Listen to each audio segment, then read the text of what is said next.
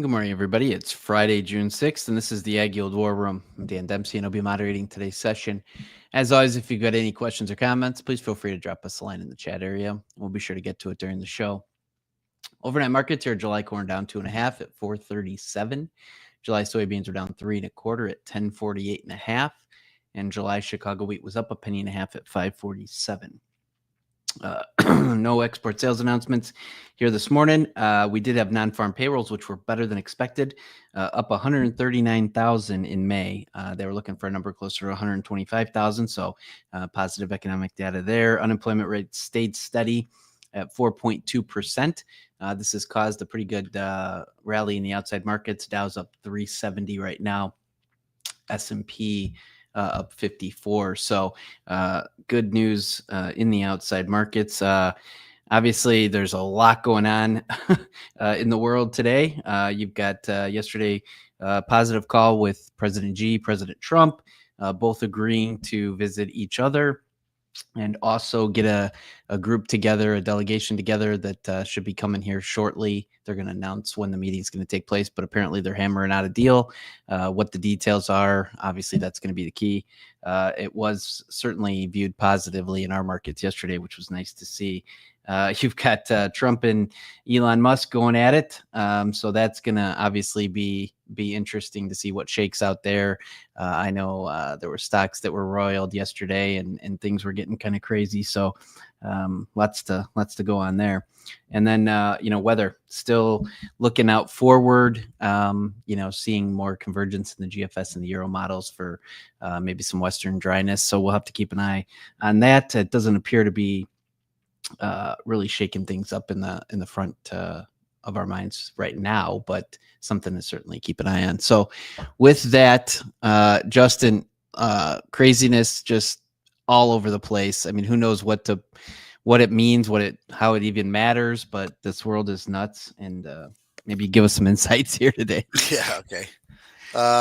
Yeah. Obviously, the Trump Musk thing is it's almost like watching a WWE battle.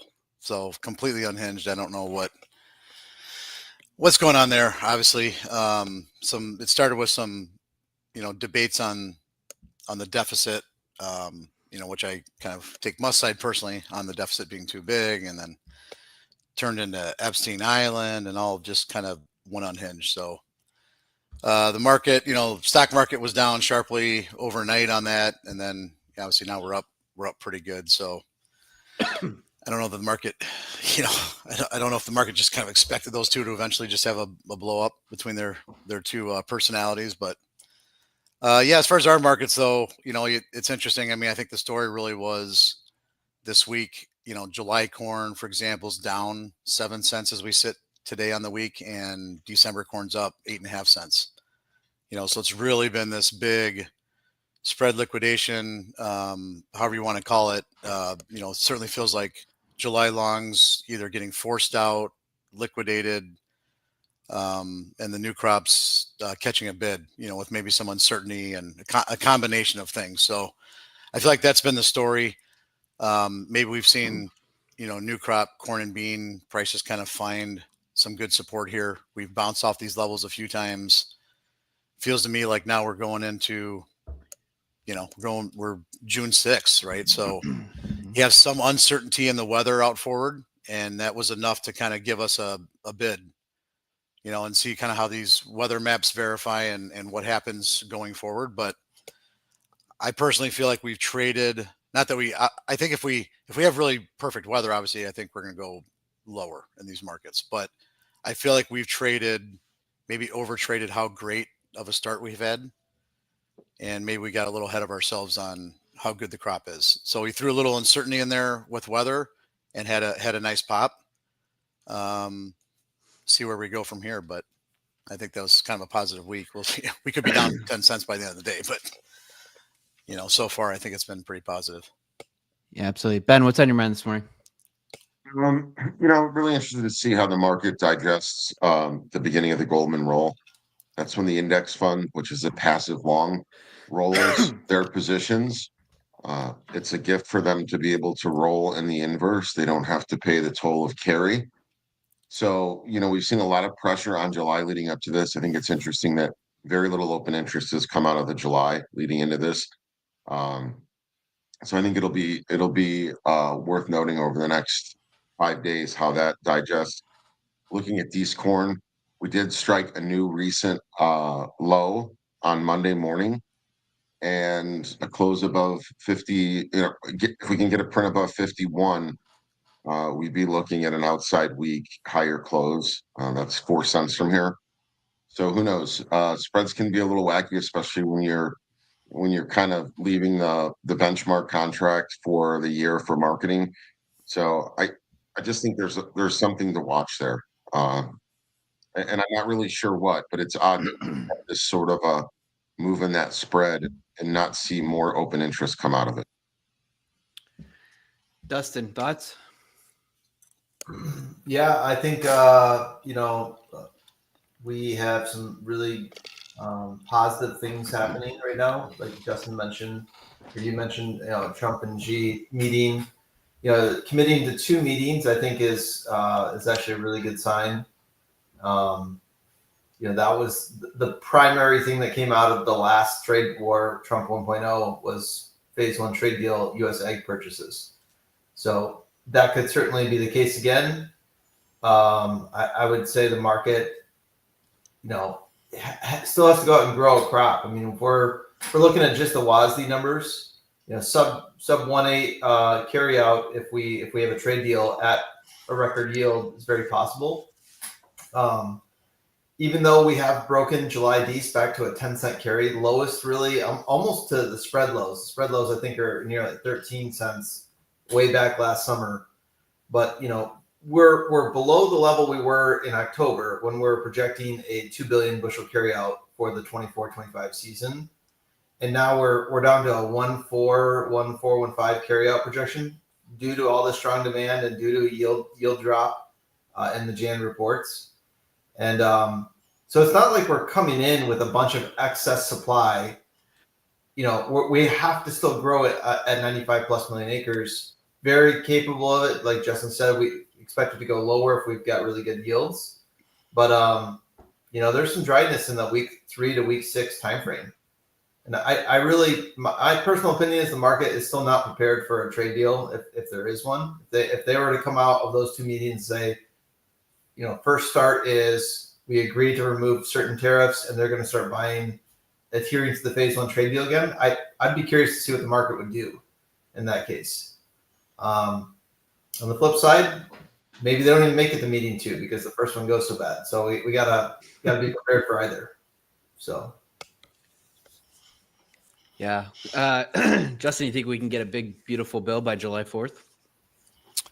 Well, here's another thing I agree with Musk on. It can't be big and beautiful. It can be big or beautiful, So I do think, I don't want to say anything of it's staged, but, I do think it's got a lot of people talking, especially in the Senate. You've got people in the House that there's provisions in there that, they didn't realize, which is kind of disgusting that you sign something or vote for something that you didn't fully read or understand.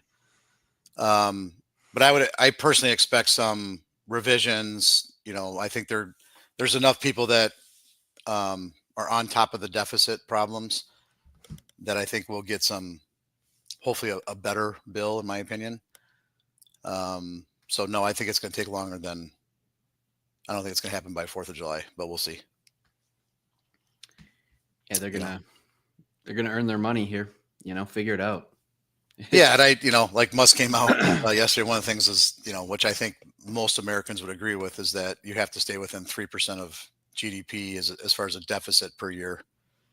We can't just ignore all these things that are coming very quickly. Like Social Security running out of money, like all these things. We can't just ignore all that.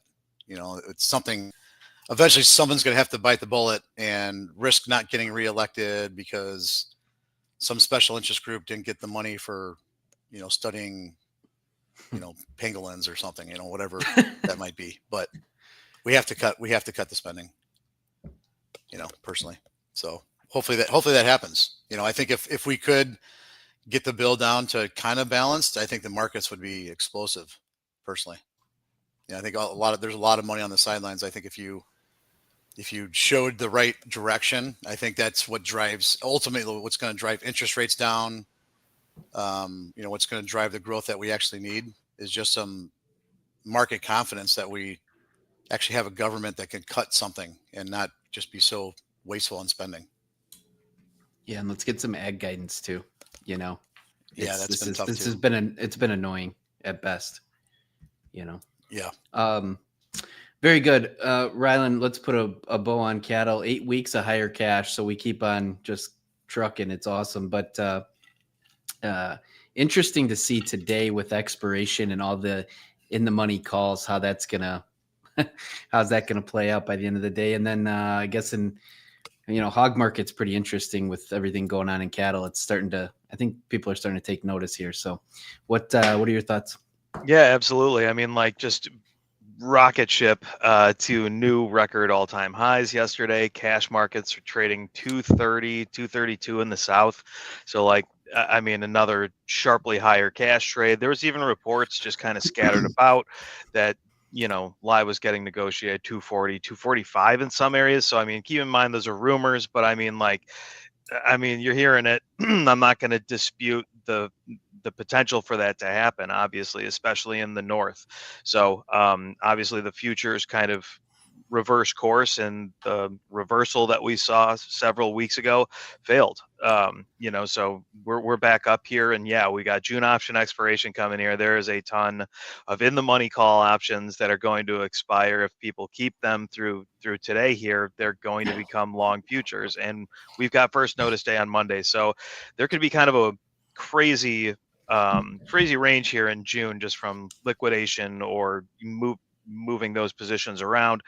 We'll see. It's hard to say what's going to happen here, but overall, I would expect that basis that we're seeing the June relative to cash to start to narrow as we get into first notice day. So it seems like most of the longs have been pretty comfortable moving to August, October, but overall, there really hasn't been any bad news.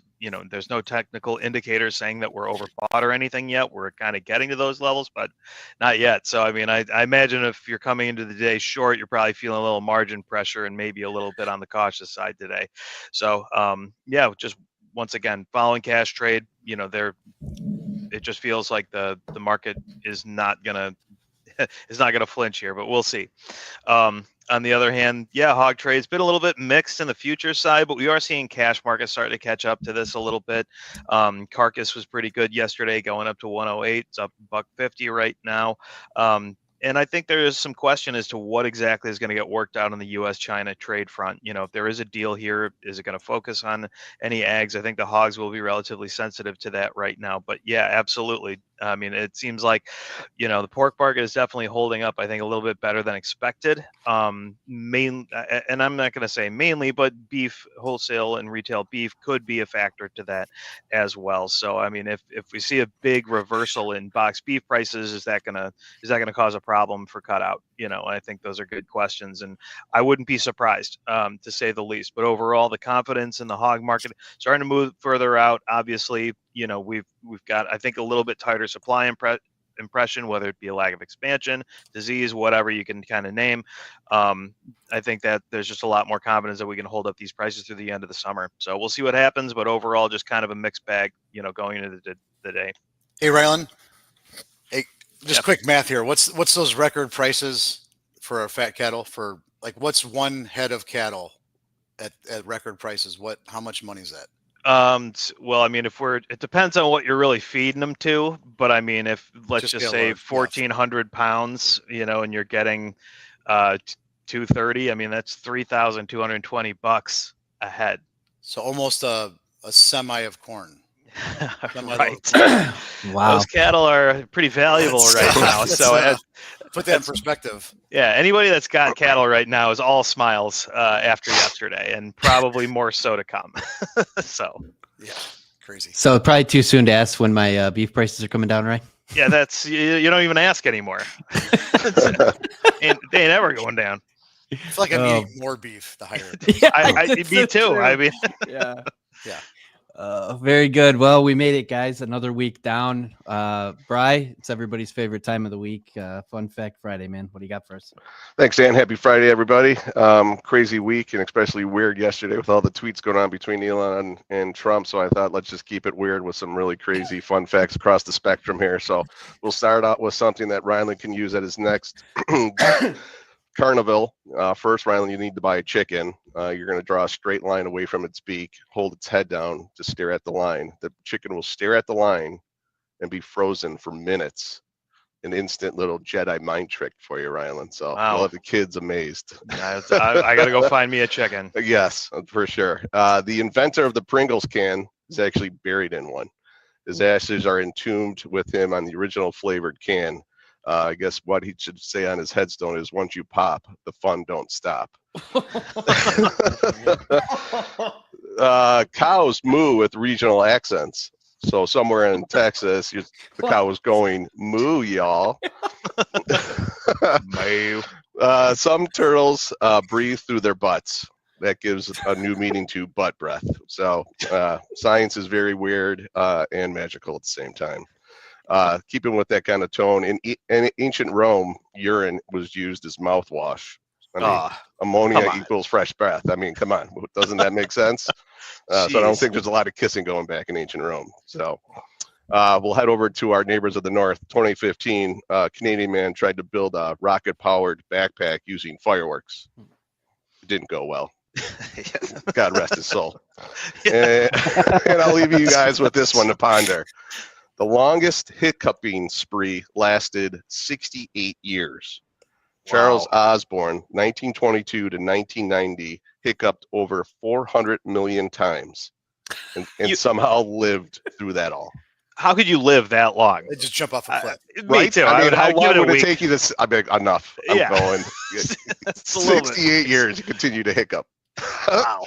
Yeah, He had a lot of friends. Yeah. So I thought that would kind of go with yesterday's tweet. So have a great weekend, guys. Be safe out there. That's actually kind of terrifying. Next time I get hiccups, I'm gonna be like, "Is this the end?" You Right. know? It's where, or the beginning, I should say. Very good, Brian. Appreciate that, buddy. Just came into the open. July corn down 3.5.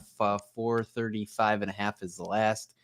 July beans are down 2 1/4 at 10.49 1/4, and July Chicago wheat's down 1.50 at 5.44. We've got one thing to note. Jack will be in Monday. He'll be hosting on Monday morning, so be sure to tune in. You never know what you're going to get with Jack, so that'll be fun. And we appreciate everybody that tunes in on a daily basis. If you wouldn't mind, throw us a like and certainly subscribe. Doesn't cost you anything to do so, and it'll keep you up to speed on everything that's going on with AgYield. So again, thanks to everybody that supports the show. We're doing this live every day that the markets are open on X, Facebook Live, and YouTube Live, 8:15 Central Time. I appreciate the thoughts and comments there this morning, guys. It was a good show. Hope everybody has a great weekend, and we look forward to talking to you next week. The War Room is proudly presented by AgYield. For over 50 years, the AgYield team has provided grain marketing and risk management solutions for growers across the country. Our veteran consultants harness cutting-edge technologies to pinpoint risk, optimize market performance, and protect your farm's profitability. Discover a new approach to farm revenue management at agyield.com. Hey guys, Jack here. Be sure to support the show by hitting the like button, leaving us a comment, and subscribing to the channel for all the latest updates. Thanks for watching. We'll see you next time.